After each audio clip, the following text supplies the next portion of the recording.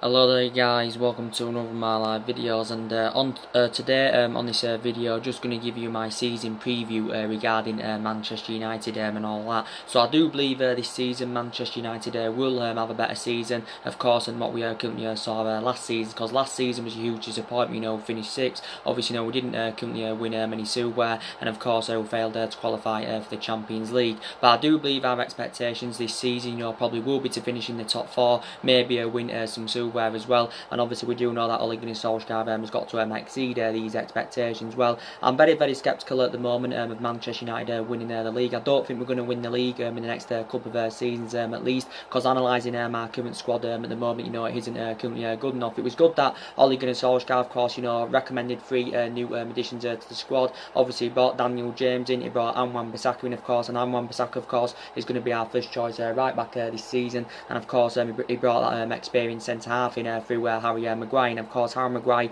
is the best option than what we've currently got in our back line at the moment. And obviously Harry Maguire is a good upgrade to the likes of Chris Smalling, Phil Jones and that, and obviously Ole Gunnar Solskjaer's first choice centre back partnership this season is obviously going to be Victor Lindelof and Harry Maguire, of course. And with Victor Lindelof, there's question marks around Victor Lindelof. Can he keep the consistency up? Obviously he was really good in his second season. There was Victor Lindelof, but wasn't really good of course in his first season. So I'm glad we've got that experienced centre half. And in total we spent £148 million of course on them 3 players. Obviously anyway, this has been Ole Gunnar Solskjaer's first summer as Manchester United manager, but I do believe we have got big ambitions for the future. Obviously want to get back to winning silverware. Obviously I want to get back to winning silverware, and obviously this is something that Ole Gunnar Solskjaer does want to bring back to the football club, and that it's something he does want to bring back to the football club, that giving silverware and that.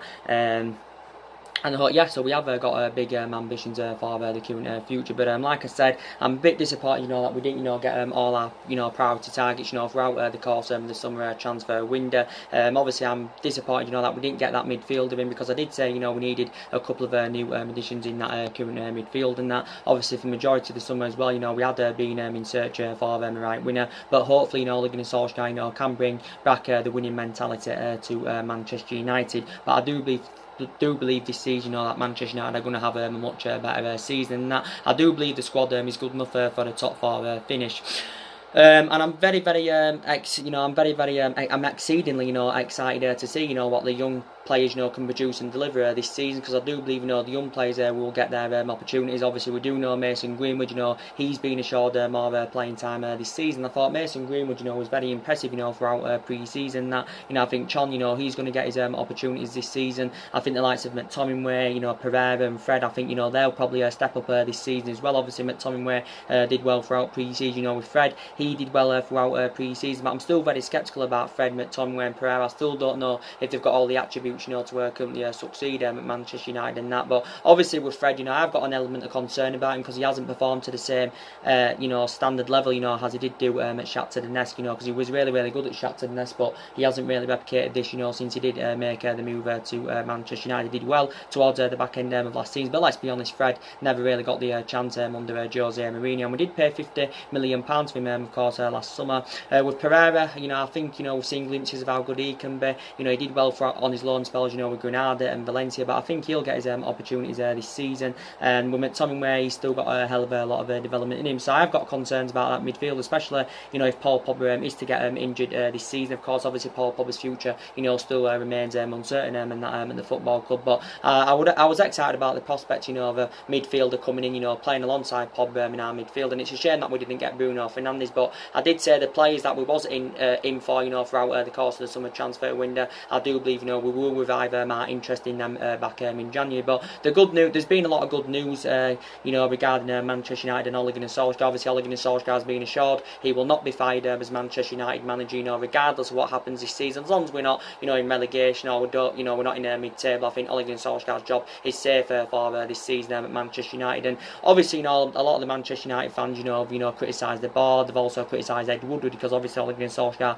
didn't get all the players that he did currently wanted. But I did say certain certain players would have had reservations about joining the football club anyway, because obviously, we're not in a Champions League football and that. It's, obviously, you need Champions League football to attract players to the highest level and that. But the good news is Solskjaer's job is safe. I think the board have now realised themselves that they haven't backed Ole Gunnar Solskjaer enough, throughout the course of this summer transfer window. But I think it did say, they're going to back Ole Gunnar Solskjaer in January. They're also, of course, going to back him next summer. So definitely, more investment is needed in the squad. But actually, Ole Gunnar Solskjaer's actual preference was at the end of the match to get the majority, well, all our transfer business done by the time we initially went out on pre-season and that. But like I said, we got Harry Maguire in. I think he's going to deliver the goods to Manchester United and all that. Like I said, we didn't have a world-class central defender, since we had the likes of Vidic and Ferdinand and that. But Harry Maguire, maybe we did overpay for Harry Maguire. We did pay obviously £80 million, but obviously you've got to overpay now in this market at this day and age. If you do want to get your players in, to your football club and that. And I think Harry Maguire is going to do really, really well. Highly experienced, good in the air, can play the ball out from the back. Only 26 years of age. So yeah, and I think he's regarded as one of the best centre halves in the Premier League. I wouldn't put him in Virgil van Dijk's calibre or level. I think Laporte's classified as one of the best centre halves in the Premier League. But I think we do look okay now in that back line. You've got Wan-Bissaka, of course, who is our first choice right back now. I think he's definitely regarded as one of the best right backs in the Premier League. And don't forget, he only made his senior debut back in February, 2018, and obviously we paid £50 million. So when I say we got him for a reasonable figure, and Wan-Bissaka, but we do know Manchester United anyway. I've got history of spending a big on players, of course. A hell of a lot of money has been invested into the football club over the last 6 years or so, and I don't like the way the football club has been run anywhere for the last 6 or 7 years, since Alex Ferguson's retirement. But it did confirm, when we did confirm the signing of Harry Maguire, obviously we know we spent £148 million under the Ole Gunnar Solskjaer era, but in total, since Alex Ferguson's retirement, I think we've just spent under £1 billion. So obviously that includes what we spent under Moyes, what we spent under Van Gaal, what we spent under Mourinho, and what we spent this summer under Ole Gunnar Solskjaer. It is nearly £1 billion, but obviously I think we spent around over £700 million under the Alex Ferguson era. Obviously Alex Ferguson was at Manchester United for around 26 or 27 years, so you're going to include what we spent under the Alex Ferguson era till this point. We spent way over £1 billion and that. But players have come in, and of course players have gone and that. We have had decent players over the years. Memphis Depay, we got him back under Louis van Gaal era. He didn't really succeed at Manchester United. Obviously we got Falcao in. I thought Di Maria, I thought it was actually a mistake for Manchester United getting rid of Di Maria. Obviously he was one of the players Van Gaal brought in. Obviously he's one of our most expensive signings as well. Don't forget, because we did just pay under £60 million for Di Maria, and I thought he had a really, really good start, to the Louis van Gaal, Maria, Di Maria. So maybe it was a mistake for Manchester United getting rid of him.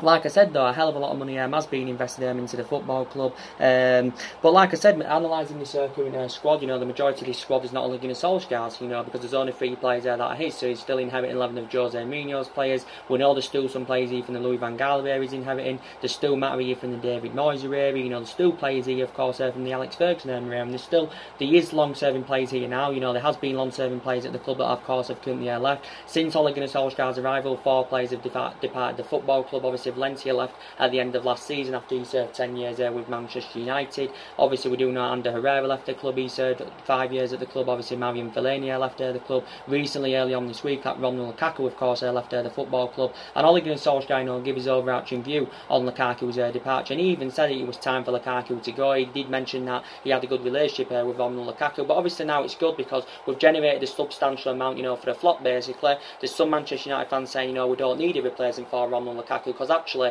we do look much better now in that attacking third in the pitch, because we've got that pace now up front. That's something Manchester United lacked last season. We didn't have that pace, and this is why last season we wasn't scoring enough goals. This is why, of course, wasn't ruthless enough in front of a goal, because we know we was lacking that pace. But look, we look much better now in that attacking third pitch. You've got, Daniel James. He's got electrifying pace. Don't get me wrong, my overarching view on Daniel James is still a prospect, and he needs time to develop, and there's some improvements still needed on his game. You can put Daniel James on the left. You can also put him on the right. Man United have put him on the right quite a few times, but he's supposed to be more effective from the left.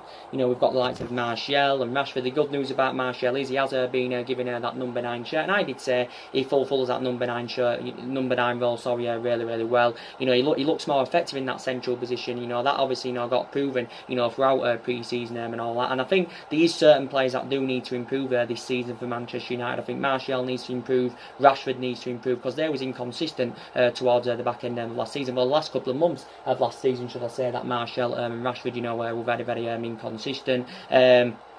Obviously, if in regard to Alexis Sanchez, of course, I gave you the breaking news about Sanchez earlier on. Obviously, Ole Gunnar Solskjaer has confirmed that Sanchez is still part of his first team plans, and obviously now we've got that fluidity now in our attacking line. We might see the best out of Alexis Sanchez. Now, obviously, there was a lot of rumours going on yesterday saying that Roma had held talks with Manchester United about the prospect of taking Alexis Sanchez on a long-season loan. I do believe probably Man United would have to pay the majority of his substantial wages to get him on that long season loan and that. Obviously, we do know Sanchez has been very disappointing since his arrival from Arsenal back in January 2018. Obviously, we did get him from Arsenal back in January 2018. It was a swap deal involving Mkhitaryan going to Arsenal and that. But Sanchez has been a huge disappointment. He's lacked goals and that. He's been very inconsistent. I don't think he played throughout pre-season. Obviously, I think he has been injured. I think he did sustain an injury whilst he was on Copa America duty with Chile, and that did Sanchez. So I think he's been out for the last 5 or 6 weeks. But he has been very, very inconsistent as Alexis Sanchez. Since his arrival back in January 2018, he's only scored 5 goals in 45 games in all competitions. I think he's now age 30. He's age now 30. Miss Sanchez. But when we mainly played him last season, we did put him on that left-hand side. But we do know he's versatile. He can play in a number of other positions as well, can the player. But maybe he could improve this season. Could Sanchez, obviously, if he still is at the football club, because Roma have inquired, of course, about getting him on loan. So it's definitely Sanchez needs to improve. But yeah, like I said, I thought the young players were fruition throughout pre-season. I honestly thought they did really, really well. My overarching view on Alex Tuanzebe, I think Man United are probably orchestrating on keeping him. Obviously, following the series knee injury that Eric Bailly had sustained throughout pre-season. Obviously, we do know that Eric Bailly is a series out this season. Obviously, he sustained a knee injury. I think he's out for up to 5 months. I think he's out until Christmas time, is Eric Bailly. But I think his Manchester United career has been mainly affected. Eric Bailly's amount of injuries he has sustained. Obviously, not only that, with his fallout under managers. Eric Bailly, of course, has been at the club since 2016, and we did pay £30 million for him and that. But obviously, I think Manchester United need to sell more players. We definitely need to sell more players, because these problematic players at the football club. It's good that we've got rid of Lukaku and that, but I think we need to get rid of the likes of Darmian and Marcus Rojo, because analysing our central defensive area now, we've got too many central defenders in. I think we've got about 7 in now, including with us just getting Harry Maguire. We've got 7 central defenders in that. So I think now we are willing to let Marcus Rojo go. With Marcus Rojo, obviously, his Manchester United career, I've got the same thoughts of what I've got with Bay.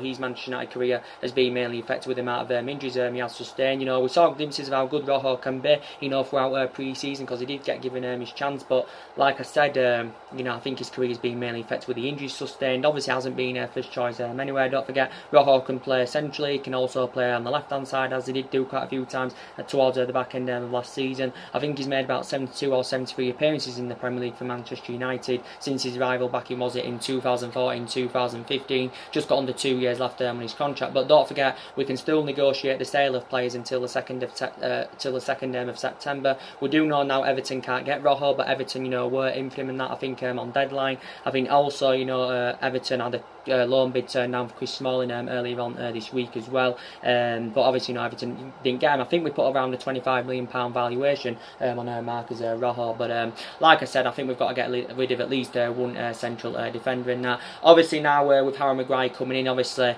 like I said, it's going to be hard for Smalling and Jones, to get in the mix, obviously, because obviously Ole Gunnar Solskjaer's first choice centre backs, obviously, going to be Harry Maguire and Victor Lindelof. And with Smalling and Jones anyway, they're no longer good enough, to represent Manchester United. They've both been here since the Alex Ferguson era. Smalling's been here 9 years. Phil Jones, of course, has been here 8 years. But we have seen glimpses of how good they can be, throughout the years they've been at Manchester United. But I just think, they are too inconsistent now.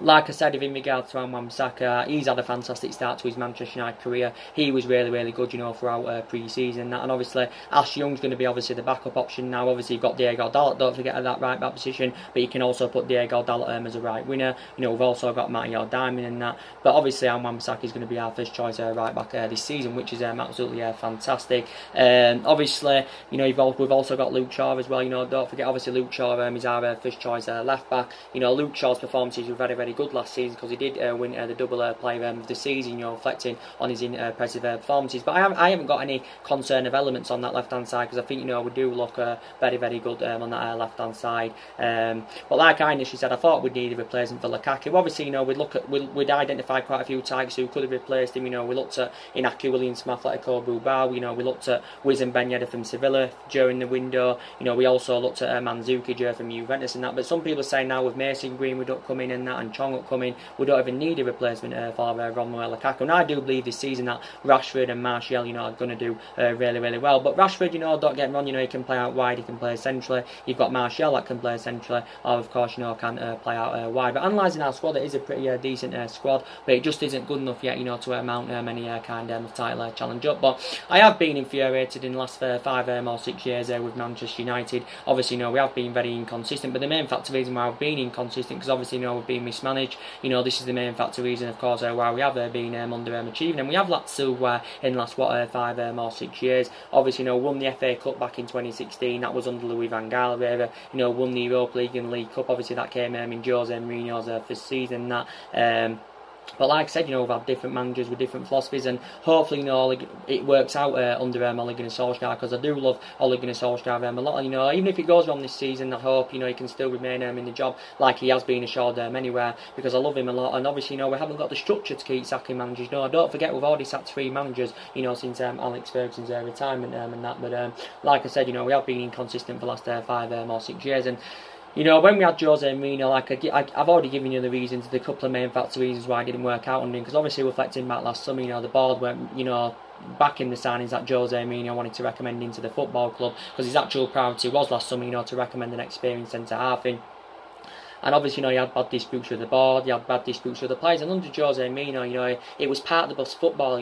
Our football, the brand of football was atrocious under Jose Mourinho. Plus, there was no winning philosophy under Mourinho. There was no transfer strategy under Mourinho. At least under Ole Gunnar Solskjaer, there has been a transfer strategy, because obviously Solskjaer did say, I think before the summer started, that he worked out his transfer strategy. He wants to recommend a number of young players to come in that can grow, develop, and emulate in superstars. And he has brought 3 young players in. Of course, they're all British as well. And Solskjaer did say he wanted to recommend upcoming British players to the football club and that. But I think Solskjaer, he's given his overall analysis on the window. He hasn't become infuriated. He is delighted with the summer transfer business, and he's infuriated that we didn't get a couple of more players in the squad. And I did say it was going to be always difficult for Manchester United to address all the problematic areas in one window. And I did even say before the summer it was going to take a couple of windows to address all the problems and that in the squad.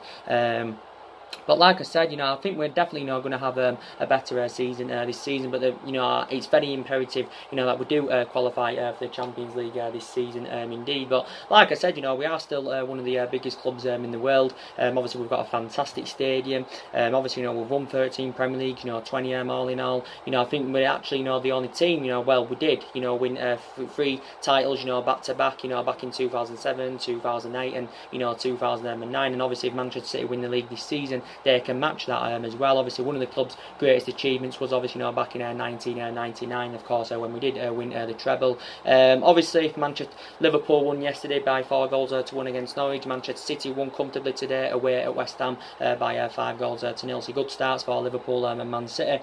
And I did initially say it's probably going to be between Liverpool and Man City for the league this season. Obviously, we know Liverpool have never won the Premier League, so I don't think they've won it for 30 years. Well, they haven't won it ever, since it got named the Premier League. But I don't think they've won it all in all, for nearly 30 years. But it's going to be between Liverpool and City this season. They've both got good squads. I think City only made one signing throughout the course of the window. Didn't they sign Joe Cancelo from Juventus? Liverpool didn't sign anybody, but they invested well in the last couple of seasons. Did Liverpool? But like I said, City have won back-to-back titles, so they're looking to win their 3rd title back-to-back this season. Obviously, I think didn't they finish on 98 points last season? The season before, of course, I think they finished on 100 points, or was it more than 100 points? If I can, couldn't remember. But it's obviously, going to be between them 2 sides this season. Tottenham may have a good season this season because they've invested well. Also, don't forget, Arsenal, of course, have invested well. My opinions on David De Gea. Obviously, he's agreed a 6-year contract with Manchester United, as that did get confirmed throughout pre-season. I don't think it's been fully announced as yet. I'm very, very happy about this. David De Gea has been a one servant here. He's been at Manchester United 8 years now. I think he's heading now into his ninth season as the goalkeeper for Manchester United. Is David De Gea, but I'm glad he's agreed a 6-year contract. And in the majority of his 8 years he's been here, he's been very consistent. He's been very, very good, and he's regarded as the best goalkeeper in the world. I don't think he was so good last season, or should I say, the last 3 months of last season. De Gea was poor because he was making costly errors and that. But I thought that was mainly to do, with the contractual situation. That's so very, very delighted that David De Gea is going to be staying with the football club and that. Very, very happy about that indeed. We've got other goalkeepers as well, don't forget. We've got Sergio Romero. I think Romero's good, but I just don't think he's, good enough yet, to become our #1 goalkeeper. We've got Lee Grant. I think Lee Grant's been injured. Obviously, we've got Joe Pereira as well. David De Gea, I'm glad that he's staying in with the football club. But like I said, we've spent a substantial amount on players over the years. But obviously, we've got the money to do it. We're a big club. We've got massive revenues. I do believe throughout the course of the summer, anywhere, that Ole Gunnar Solskjaer had been given a substantial amount to spend. We've not only spent big on players, we've also got players on big contracts now. Because obviously quite a few players signed new deals last season. Obviously, Rashford, about, was it 3 or 4 weeks ago, signed a new contract with the club. Obviously, he's on around 200 grand a week, potentially rising up to 300 grand a week with bonuses involved. You've got Sanchez, who was obviously the highest player at the football club. He's on 400 grand a week, potentially rising up to 500 grand a week, based on the image rights and the bonuses. But obviously, throughout the course of the summer, we've tried to get rid of him, but we found it very, very difficult, reflecting on his substantial wages. We've got Paul Pogba, he's on, 290 grand a week. You've got, Martial, he's on a substantial amount now. He signed a 5-year deal back in the January transfer window, like I said, with De Gea. He's going to be on 375 grand a week, when his contract, of course, is fully announced. So we have got players on big contracts. And another good thing why we offloaded Lukaku as well, because he was on an extortionate amount. I think he was on over 200 grand a week at Manchester United, and he still initially had 3 years left on his contract, when he was at the football club. So we've generated a substantial amount for Lukaku's departure, and we've also freed up our wage bill, and that's obviously very, very good. Juan Mata, about, was it 5-6 weeks ago, also signed a new contract with the club. So we have sorted them contract renewals out, because it was a problem at one point. Was letting far too many players contracts run down and that. But I do believe Manchester United do need to sell more players. But throughout the course of the summer, there was a lot of speculation about players coming in and of course players going out. But analysing our recruitment policy, it isn't very, very good, especially prior to this window. It's been very, very poor. We didn't get in January, we didn't get our #1 targets last summer. But the good thing is we've got a lot of experienced players in our squad. We've got quite a few upcoming players in our squad, and there's quite a few fringe players in the squad. But I do believe the majority of them this season are, of course, going to get given the opportunity, which is fantastic. Can't wait for Harry Maguire, to be given his debut tomorrow against Chelsea, and Wan-Bissaka and Daniel James, to get, both get given their Premier League debuts and that. But I fancy Manchester United, to win tomorrow, to be quite honest with you. Obviously, it is Ole Gunnar Solskjaer versus Frank Lampard. Frank Lampard, obviously, he's manager of Chelsea. He got appointed in, throughout the course of the summer. Obviously, Frank Lampard, does know the traditions of Chelsea. Like I said, he was a great long-serving player for them for 13 years, and obviously he's their all-time record-leading goal scorer. Obviously, our all-time record-leading goal scorer is obviously Ray Rooney. I think he's got around 253 goals for us.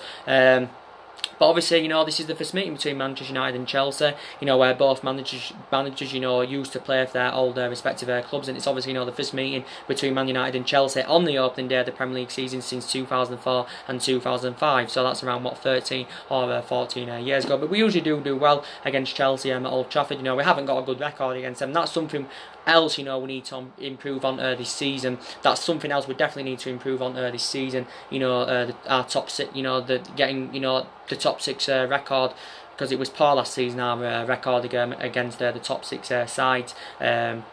But there's still definitely improvement needed in the squad. But hopefully, we can spend further more money in the January transfer window. But I think Solskjaer was recently talking with Ed Woodward anyway about the lack of business in his current transfer market and that. But we haven't won the league now for over 6 years. Obviously, last time won it was back in 2013 under the Alex Ferguson era. Obviously, that season we did win it comfortably. Won it by 11 points. But like I said, I still think we're at least a year, maybe even 2 years off currently winning the league. Because analysing our squad squad at the moment, it isn't, you know, good enough to currently win the league. But I think it's definitely good enough, you know, to finish in that top 4, in my opinion, anyway. But Solskjaer, like I said, I think, you know, he can succeed at Manchester United. You know, he can get us back, you know, to being a competitive elite level football club and that, and hopefully he can. And, you know, like I said, he knows everything about the club, Solskjaer. You know, he managed the Manchester United reserve team for a couple of years. You know, even watched some of this team at this day and age grow and develop. You know, he was a great player under Alex Ferguson for 11 years, so flourished under Alex Ferguson's guidance.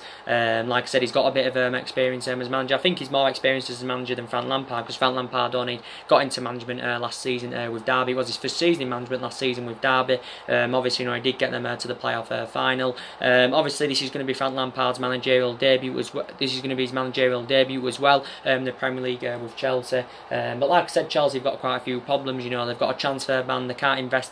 They didn't invest this summer, obviously. They can't invest in January, but they can, I think, do transfer activity next summer. Obviously, they lost one of their best players throughout the course of the window. They also, you know, did lose Eden Hazard. You know, they have got quite a few players out of injury. They've got Karl Hudson-Odoi out. They've got Rudiger out, they've got Ruben Loftus-Cheek out and that. But I fancy Manchester United to currently win this. I already give you my starting 11 prediction on the game yesterday. Probably Juan Mata could be given the chance, he could start, but if not, you know, if he doesn't start, he could participate, because obviously he's going to be reuniting now with Frank Lampard. Because don't forget, when Juan Mata was younger, you know, he had 2.5 years with Chelsea. Obviously, you know, he played alongside Frank Lampard, and that Matic could get given a start or could be involved, because obviously, you know, it's against his former club. But, you know, I've got strong concerns in that midfield, you know, to be quite honest, because Matic isn't good enough. You know, he's too slow, he's too inconsistent, is the man Matic, and he's aging up, and he isn't, of course, getting any younger. You know, we paid £40 million for him a couple of years ago. We saw glimpses of how good he was at Chelsea. He did win the title and that with Chelsea, but he's too inconsistent, he's Matic, and every time he plays, he just totally looks to imbalance that midfield and that. You know, with Pogba, I hope now he stays with the football club, you know. I hope he does, because obviously, you know, we haven't got that midfielder in that we wanted, and taking Paul Pogba out of that midfield, you know, we're going to lack that creativeness, you know. We're going to lack that creativeness. There's going to be no penetration in that midfield. So, like I said, we'll be knackered if Paul Pogba, you know, does suffer an injury, you know, this season. But he could still possibly, you know, make the move to Real Madrid. Obviously, you know, we'll generate a substantial amount for him if, you know, he does make the move to Real Madrid. We'll definitely get over £100 million for him. Obviously, Real Madrid have been in for him, you know, basically, you know, for the entirety of the summer. Real Madrid have been in for him. Obviously, you know, their window's still open, is Real Madrid's. Obviously, you know, they spent £300 million this summer on 5 players, or is it over £300 million? They have generated some of that back of Real Madrid, because I think, you know, they've sold some players and they have generated around £100 million and that. Obviously, I think, you know, based on the extortion amount we've put on Paul Pogba, I think it has seemed to be the stumbling block throughout the course of the summer of him, you know, supposedly, you know, leaving Manchester United. But I think Ole Gunnar Solskjaer has actually, you know, considered Paul Pogba for the captaincy this season. It's probably in a bid, you know, to convince him to remain with the football club and all that. Even though Paul Pogba has been largely inconsistent since he rejoined from Juventus back in 2016, you know, Solskjaer still knows how imperative he is. You know, we have seen glimpses of how good he can be, Paul Pogba. You know, he's done well throughout pre-season. Obviously, you know, we know he did well in that 3-month period when Ole Gunnar Solskjaer was the interim manager at the club, but he's been largely, you know, inconsistent in that as Paul Pogba. But when he's at his best, he's arguably, you know, one of the best midfielders in the world, and he's like 2 players in one, you know, when he's at his best is Paul Pogba. But analyse it when Ander Herrera was at the club last season, when it was mainly when he was playing we saw the best of Paul Pogba, because obviously Ander Herrera, you know, was freeing Paul Pogba in that midfield. But obviously, you know, we've adamant he's not for sale, but it did say, you know, we'd want around £150 million for Paul Pogba. But Real Madrid did say a while back, you know, they're confident that they can currently sign him. You know, Paul Pogba's still got 2 years off on his contract with an option to extend by a third year. But you got Paul Pogba's agent Mini Raiola coming out. I think this was actually, you know, before pre-season started. He came out and said, you know, Paul Pogba is in the process of leaving the football club. There has been talks about him, you know, making a return back to Turin as well, because he did really, really well in Turin with Juventus. Obviously, with Juventus anyway, they've done really good business this summer, and obviously I think Juventus probably would have to offload a couple of their players, you know, to obviously, you know, fund the move for Paul Pogba, because I just believe, you know, they wouldn't be able to afford Paul Pogba outright. So at the moment, his future, of course, still remains uncertain. But there's been quite a few names mentioned who could become the captain. You know, there's been quite a few players actually, you know, demanding the captaincy. You got Harry Maguire, you know, before his move to Manchester United was completed, he said he wanted to become the captain. I think we should give him it, because I think he'll show great leadership in our back line. You know, he said reportedly, you know, David De Gea demanded it. I think there was talks that Ashley Young, of course, was going to get the captaincy. Like I said, there's been talks of, you know, Paul Pogba and that getting it. But like I said, I think we're going to have a much better season this season. I'm very, very hopeful, we can anywhere. But still, obviously, I haven't got the squad yet, to currently win the league. Because obviously, at the moment, City is strides ahead of us. Obviously, we do know that Liverpool are strides ahead of us in that.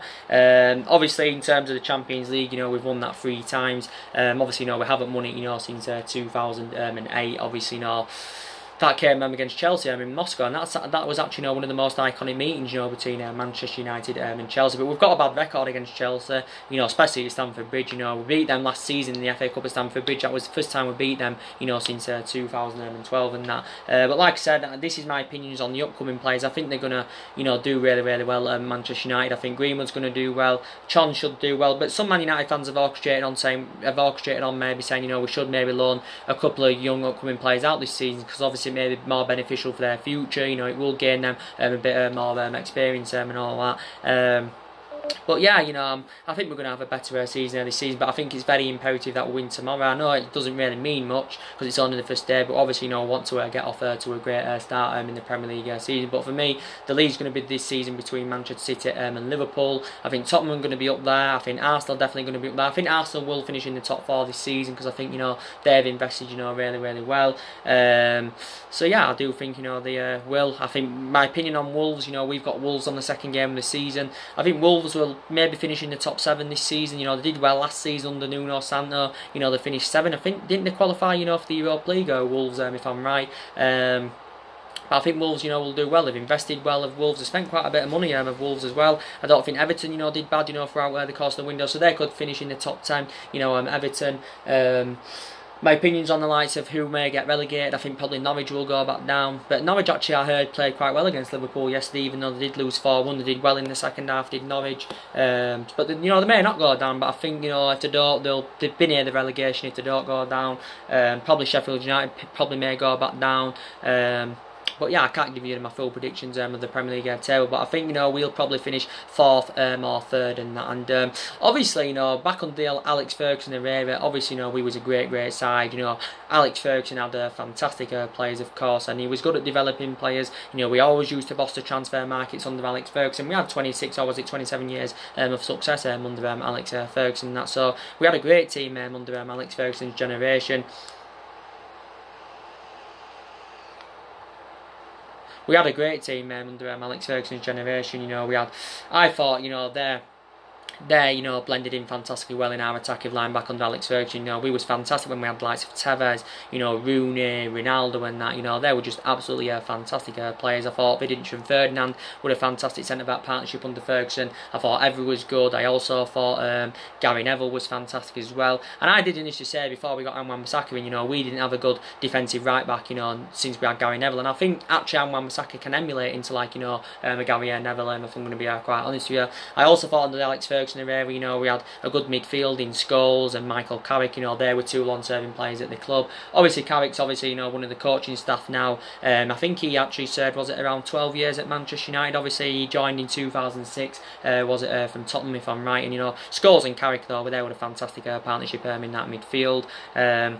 But like I said, we had great players under the Alex Ferguson era, and I do believe, we only the lowest we finished under the Alex Ferguson era was currently 3rd in that. But like I said, we're never going to achieve what we achieved under Ferguson. We're never going to be the team what we was under Ferguson and that. But Ole Gunnar Solskjaer is obviously, following Alex Ferguson's philosophy and that.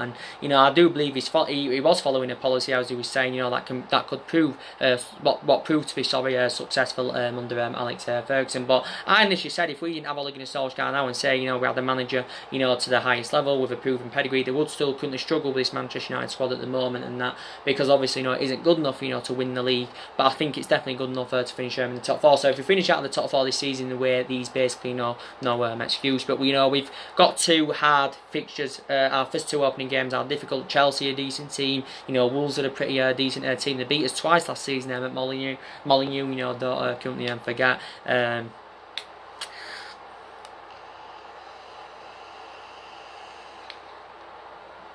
But like I said, I think Man United are going to have a better season this season, and nothing really much more to say. Probably may do one more live video soon. If not, then I will be back on maybe tomorrow sometime. Well, actually, I'll be on tomorrow, to give you my match reaction after the Manchester United Chelsea game. As I did say to you on one of my videos quite recently that I did do, guys, I will not be well, I'm going on holiday next weekend. I'm going to Scarborough for 5 days. So obviously, that's nearly a week. So I will not be on I won't be, on YouTube, for like 5 or 6 days, because obviously I'll be too busy whilst I'm away, so I won't have any time, to do any videos. But like I said, thank you all, people who subscribe to my channel. Obviously I've got 111 at the moment, so I do really appreciate that. So anyway, guys, drop your comments, likes below on the channel if you do consider subscribing, as always, and take care. God bless, and I'll see you all again very, very soon. Thanks for watching.